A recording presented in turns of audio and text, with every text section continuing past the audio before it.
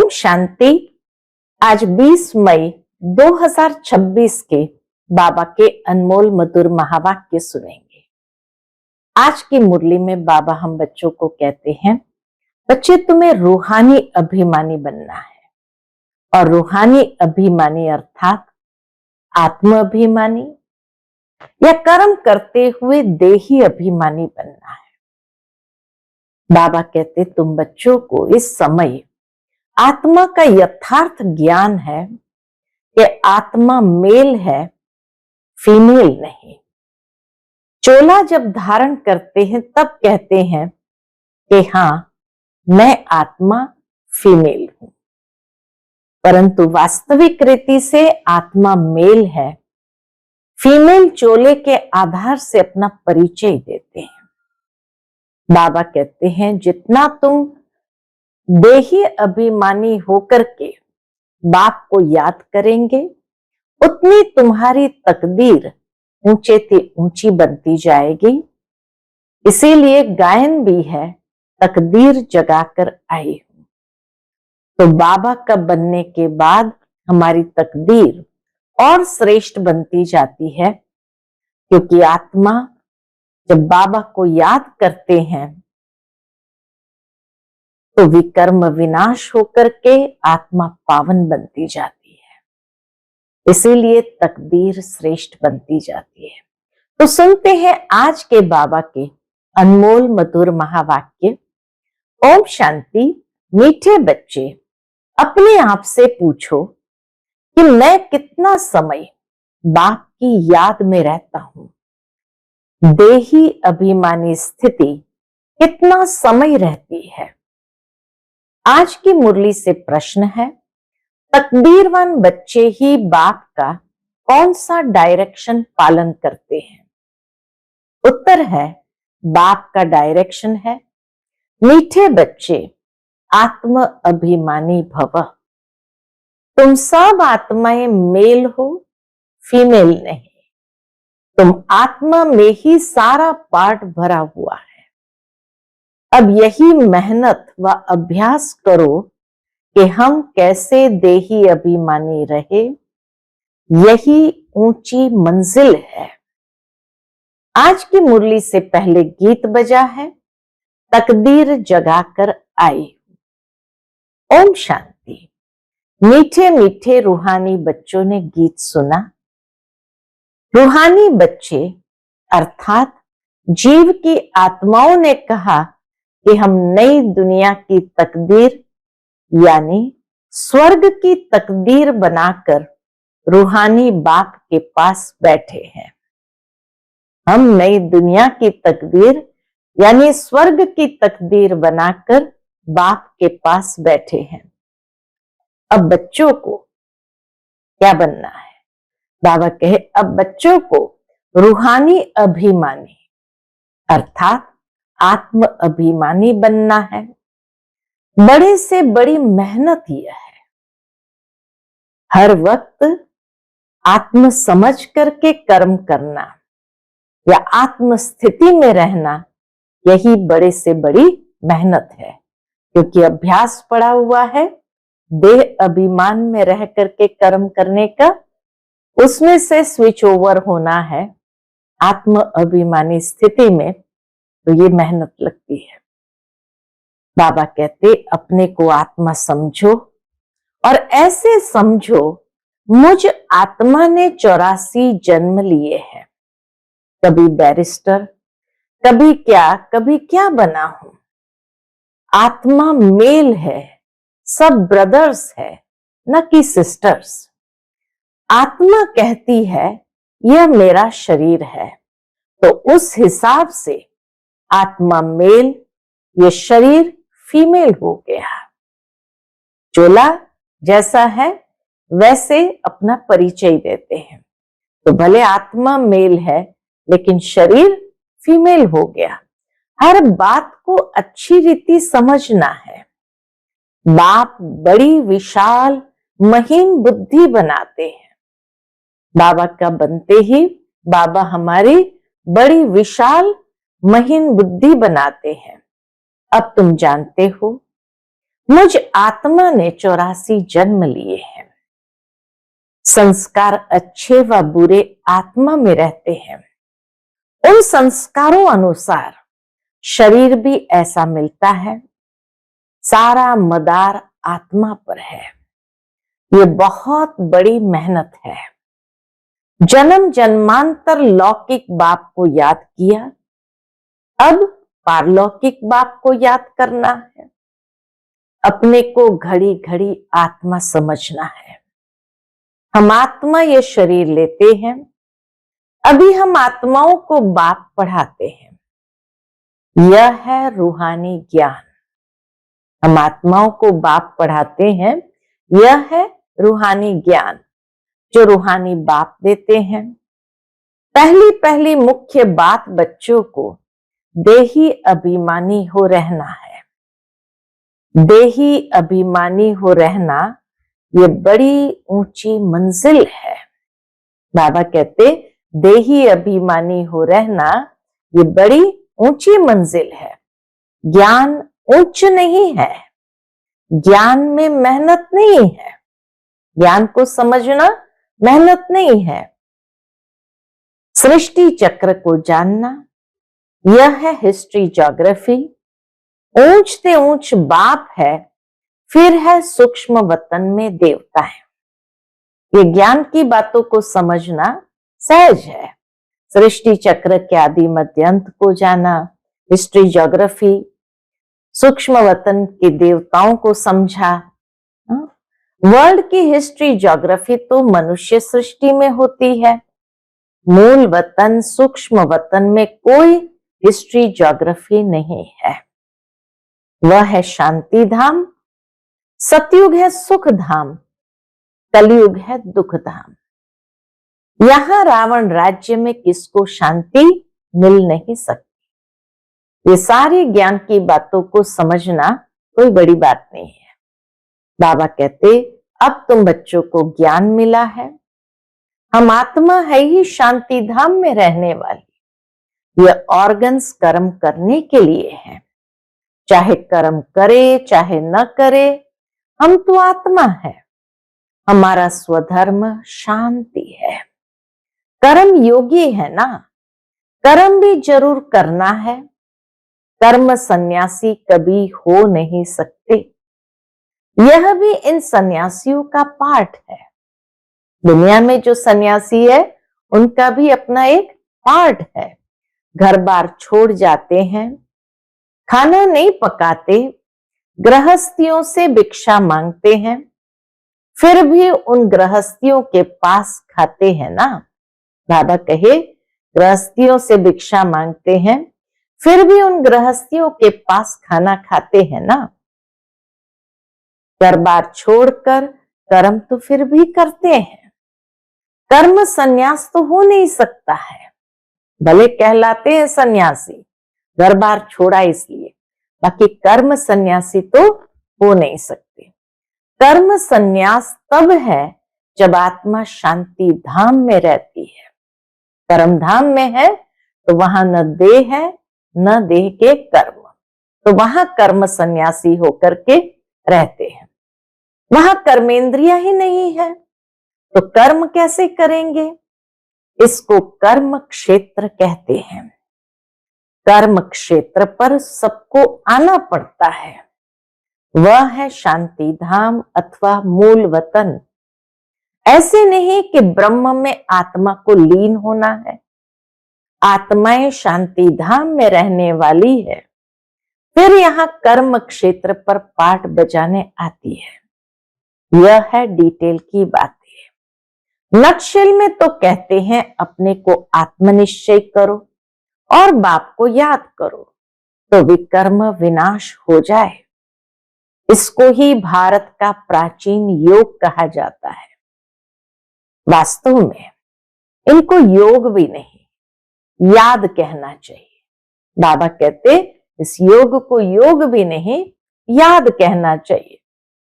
याद में ही मेहनत है, इसमें ही मेहनत है।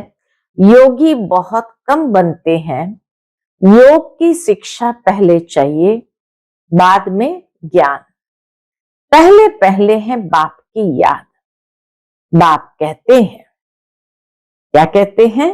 देही अभिमानी बनो।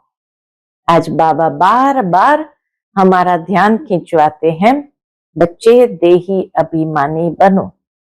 यह है रूहानी याद की यात्रा, ज्ञान की यात्रा नहीं, याद की यात्रा कहेंगे। इसमें बहुत मेहनत करनी पड़े, याद की यात्रा में बहुत मेहनत करनी पड़े। कोई भी भल बीके कहलाते हैं, परंतु बाप को याद नहीं करते। बाप आकर ब्रह्मा द्वारा तुम बच्चों को देही अभिमानी बनाते हैं। यह देह अभिमानी थे। बाबा कहते यह देह अभिमानी थे, अभी देही अभिमानी बनने का पुरुषार्थ चल रहा है। ब्रह्मा बाबा सहित आदि में जो भी सभी आए, सब देह अभिमानी थे। बाबा कहे फिर पुरुषार्थ किया देही अभिमानी बनने का। ब्रह्मा कोई भगवान नहीं है, यह तो सब मनुष्य मात्र पतित है, पावन श्रेष्ठाचारी एक भी नहीं। आत्मा के लिए ही कहा जाता है पुण्य आत्मा पाप आत्मा। मनुष्य भी कहते हैं मेरी आत्मा को तंग नहीं करो, परंतु समझते नहीं कि मैं कौन हूं। जब कहते हैं मेरी आत्मा को तंग नहीं करो, तो समझते नहीं कि मैं कौन हूं। पूछा जाता है, हे जीव की आत्मा, तुम क्या धंधा करते हो? कहेंगे मैं आत्मा इस शरीर द्वारा फलाना धंधा करता हूं। तो पहले पहले यह निश्चय कर बाप को याद करो। यह रूहानी नॉलेज सिवाय बाप के कोई भी दे न सके। बाप आकर देही अभिमानी बनाते हैं। ऐसे नहीं कि ज्ञान में कोई तीखे जाते हैं तो वह पक्के देही अभिमानी बने हैं। बाबा कहते ऐसे नहीं, कोई ज्ञान में तीखे जाते हैं तो वह पक्के देही अभिमानी बने हैं। देही अभिमानी जो है वह ज्ञान को अच्छी रीति धारण करते हैं। जितना देही अभिमानी स्थिति होगी तो ज्ञान को भी अच्छी तरह से धारण करेंगे। बाकी तो बहुत है जो ज्ञान को अच्छी रीति समझते हैं, परंतु शिव बाबा की याद भूल जाते हैं। घड़ी घड़ी अपने को आत्मा समझ बाप को याद करना है, इसमें जिन मुआफिक बनना है। याद की यात्रा में बाबा के जिन मुआफिक बनना है। जिन की कहानी है, बाप भी ये काम देते हैं, मुझे याद करो नहीं तो माया तुझे खा जाएगी। माया है जिन, जितना बाप को याद करेंगे तो विकर्म विनाश होंगे और तुमको बहुत कशिश होगी। माया उल्टा बनाकर तुमको बहुत तूफान में ले आएगी। बुद्धि में यही याद रहे कि हम आत्मा बाप के बच्चे हैं। बाबा कहते बुद्धि में यही याद रहे कि हम आत्मा बाप के बच्चे हैं। बस इसी खुशी में रहना है। देह अभिमान में आने से माया चमाट लगाती है। देही अभिमानी है तो खुशी रहती है, देह अभिमान में आने से ही माया चमाट लगाती है। हातम ताई का खेल भी दिखाते हैं। मुलहरा डालने से गुम हो जाते हैं, मुख में मुलहरा डालने से गुम हो जाते हैं। तुमको भी माया तंग नहीं करेगी अगर बाप की याद में रहेंगे तो। अगर याद का मुलहरा डाल दिया तो इस पर ही युद्ध चलती है। तुम पुरुषार्थ करते हो याद करने का, लेकिन माया क्या करती है? लेकिन माया ऐसा नाक से पकड़ती है जो याद करने नहीं देंगी। बाबा कहते तुम याद में रहने का पुरुषार्थ करते हो, लेकिन माया ऐसा नाक से पकड़ेगी जो याद करने नहीं देंगी। तुम तंग हो सो जाएंगे। इतना माया से युद्ध चलेगी। माया से युद्ध चलते चलते फिर जब थक जाते हैं तो सो जाते हैं। बाकी वर्ल्ड की हिस्ट्री ज्योग्राफी तो मोस्ट सिंपल है। तुमको घड़ी घड़ी कहा जाता है, हमेशा समझो अब हमारे 84 जन्म पूरे हुए, अब हम जाते हैं बाप से मिलने। बाबा कहे तुम घड़ी घड़ी ये समझो अब हमारे 84 जन्म पूरे हुए, अब हम जाते हैं कहाँ? बाबा से मिलने। ये याद रहना ही मुश्किल है, बाकी किसको समझाना कोई मुश्किल नहीं है। ऐसे नहीं हम तो बहुत अच्छा समझाते हैं, नहीं, पहली पहली बात ही है याद की। प्रदर्शनी में ढेर आते हैं, पहले पहले ये सबक सिखाना है। पहले पहले सबक यानी ये पाठ सिखाना है कौन सा? कि अपने को आत्मनिश्चय कर बाप को याद करो तो तमो प्रधान से सतो प्रधान बनेंगे। पहले लेसन ही यह देना है, पहला लेसन ही है आत्मा का। भारत का प्राचीन योग कोई सिखा नहीं सकते, बाप जब आकर सिखाए तब सीख सकते हैं। मनुष्य मनुष्य को राजयोग सिखा नहीं सकते, इम्पॉसिबल है। सतयुग में तो है ही पावन, वहां तो प्रारब्ध भोगते हैं, वहां ज्ञान अज्ञान की बात ही नहीं। सतयुग में है ही प्रारब्ध, वहां ज्ञान अज्ञान की बात ही नहीं। भक्ति मार्ग में ही बाप को पुकारते हैं कि आकर दुख हरो सुख दो। सतयुग त्रेता में कोई गुरु गोसाई होते नहीं, वहां तो सदगति पाई हुई है। सतयुग त्रेता में तो हर आत्मा सदगति की अवस्था में है। सदगति का वर्षा 21 जन्म लिए तुम पा सकते हो। 21 पीढ़ी कहते हैं ब्रह्मा कुमारी वह, कहते हैं ना, ब्रह्मा कुमारी वह जो 21 पीढ़ी का उद्धार करे। ये भारत में ही गाया जाता है, भारत में ही तुमको 21 पीढ़ी का वर्षा मिलता है। वहां तुम एक ही देवी देवता धर्म वाले होते हो, दूसरा कोई धर्म नहीं। बाप आकर तुमको मनुष्य से देवता बनाते हैं। पवित्र होने बिगर हम वापस जा कैसे सकते हैं? यहाँ तो सब विकारी पतित है। जो जो धर्म स्थापक है वह फिर पालना करते हैं, उनके धर्म की वृद्धि होती जाती है। जो भी धर्म स्थापक है पुनर्जन्म लेकर के उस धर्म की पालना करते हैं, उनके धर्म की वृद्धि होती जाती है। वापस कोई भी जा नहीं सकता, एक भी एक्टर वापस जा नहीं सकता। सबको सतो प्रधान सतो रजो तमो में आना ही है। ब्रह्मा के लिए भी कहते हैं ब्रह्मा का दिन ब्रह्मा की रात। तो क्या सृष्टि में अकेला ही ब्रह्मा होगा? बाबा कहते क्या सृष्टि में अकेला ही ब्रह्मा होगा क्या? अभी तुम ब्राह्मण कुल के बन रहे हो, तुम रात में थे अब दिन में जा रहे हो। तुमको समझाया है कि कितना समय पूज्यपन में रहते हो। बाबा कहे तुम्हें ये स्पष्ट समझाया जाता है कितना समय पूज्यपन में रहते हो, कितना जन्म पुजारी बनते हैं। जब तक बाप न आए तब तक कोई भ्रष्टाचारी से श्रेष्ठाचारी बन न सके। भ्रष्टाचारी उनको कहा जाता है जो विकार से पैदा होते हैं, इसलिए इसको हेल कहा जाता है। हेल और हेवन दोनों में अगर दुख हो तो फिर तो उनको हेवन ही न कहा जाए, वो भी हेल हो जाए। जब तक पूरा समझे नहीं तो उल्टे सुलटे प्रश्न करेंगे। तुमको समझाना है भारत बहुत ऊंच था। जैसे ईश्वर की महिमा अपरंपार है, वैसे भारत की भी महिमा अपरंपार है। भारत क्या था, ऐसा किसने बनाया, बाप ने जिसकी महिमा गाते हैं, बाप ही आकर बच्चों को विश्व का मालिक बनाते हैं।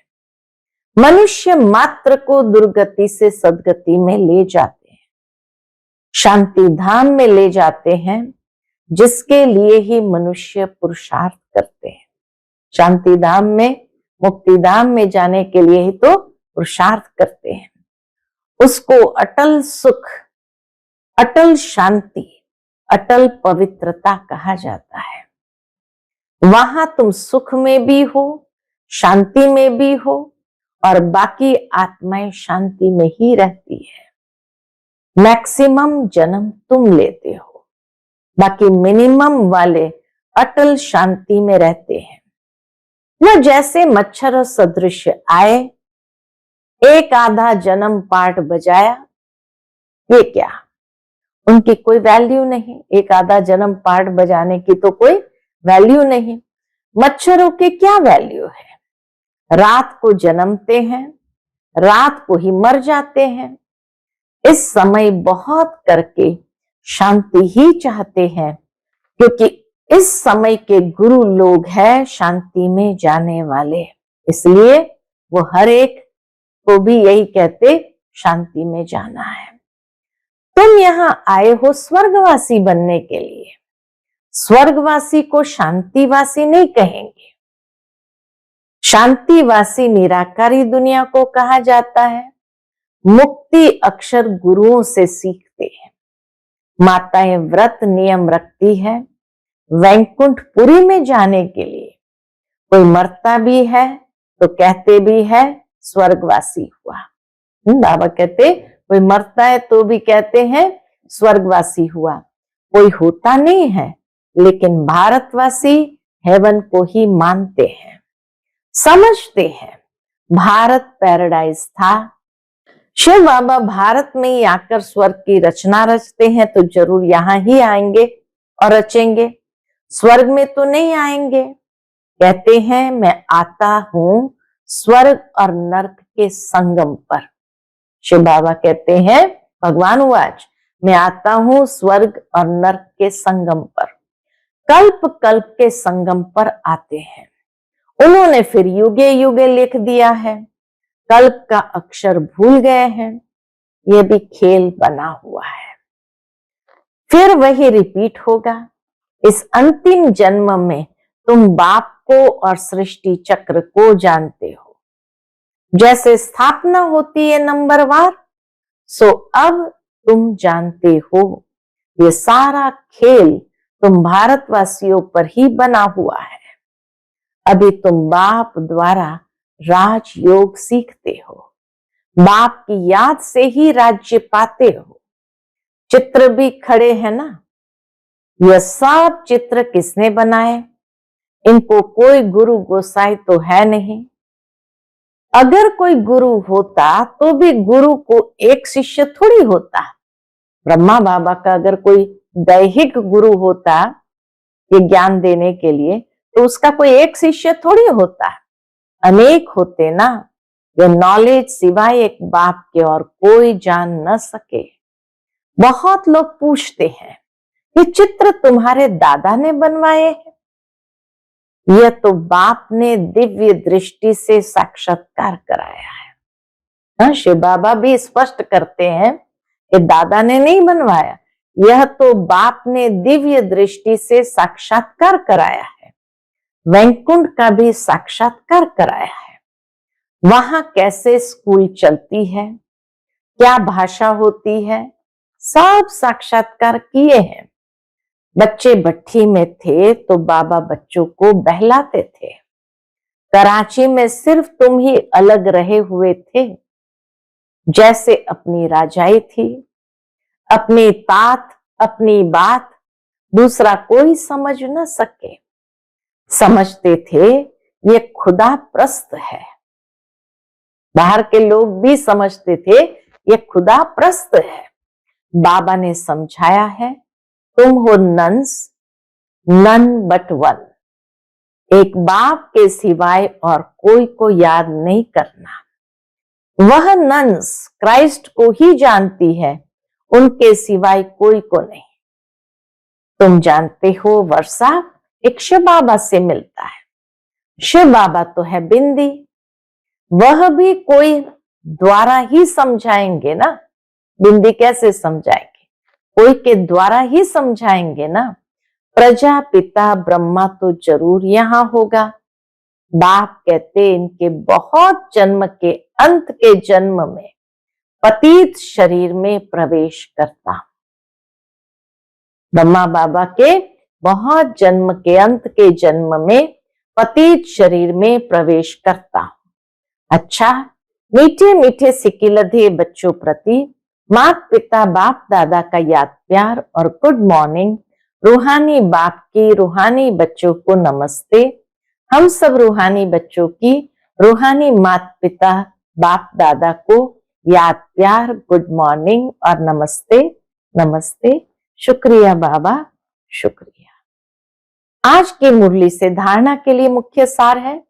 पहली पॉइंट, ज्ञान को अच्छी रीति धारण कर देही अभिमानी बनना है। यही मेहनत है, यही ऊंची मंजिल है। इस मेहनत से आत्मा को सतो प्रधान बनाना है। दूसरी पॉइंट, जिन बनकर याद की यात्रा करनी है। माया कितने भी विघ्न डाले, लेकिन मुख में मुलरा डाल देना है। माया से तंग नहीं होना है।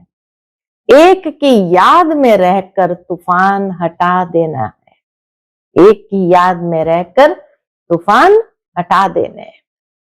आज का बाप दादा का मधुर वरदान हम बच्चों के प्रति है। साधनों को यूज करते हुए साधना को अपना आधार बनाने वाले सिद्धि स्वरूप भव। साधनों को यूज करते हुए साधना को अपना आधार बनाने वाले सिद्धि स्वरूप भव। कोई भी पुरानी दुनिया के आकर्षण में दृश्य, अल्पकाल के सुख के साधन यूज करते व देखते हो तो उन साधनों के वशीभूत हो जाते हो। साधनों के आधार पर साधना ऐसे है जैसे रेत के फाउंडेशन पर बिल्डिंग।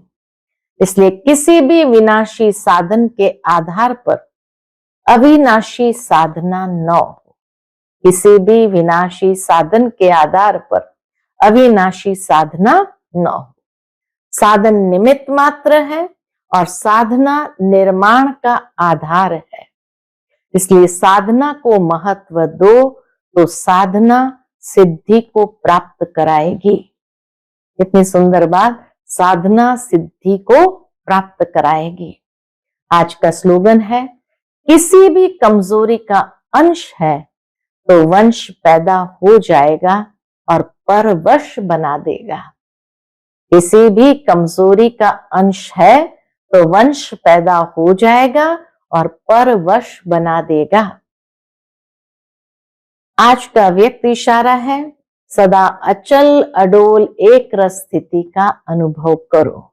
उसके अंतर्गत बाबा कहते, बुद्धि को एक ठिकाने पर टिकाने की जो युक्ति मिली है वह स्मृति में रखो। बुद्धि को एक ठिकाने पर टिकाने की जो युक्ति मिली है वह स्मृति में रखो। हिलने न दो। देह और देह की दुनिया से न्यारे बन। युक्ति क्या मिली है? देह और देह की दुनिया से न्यारे बन। मन बुद्धि के विमान से सेकंड में आकारी और निराकारी स्थितियों को अनुभव करो। बुद्धि को हिलने न दो, नहीं तो युद्ध में समय बहुत व्यर्थ जाता है। जैसे तपस्वी सदैव आसन पर बैठते हैं, वैसे अपनी एक रस स्थिति के आसन पर विराजमान रहो, तब भविष्य सिंहासन मिलेगा।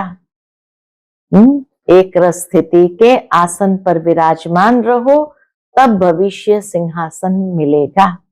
अच्छा, ओम शांति।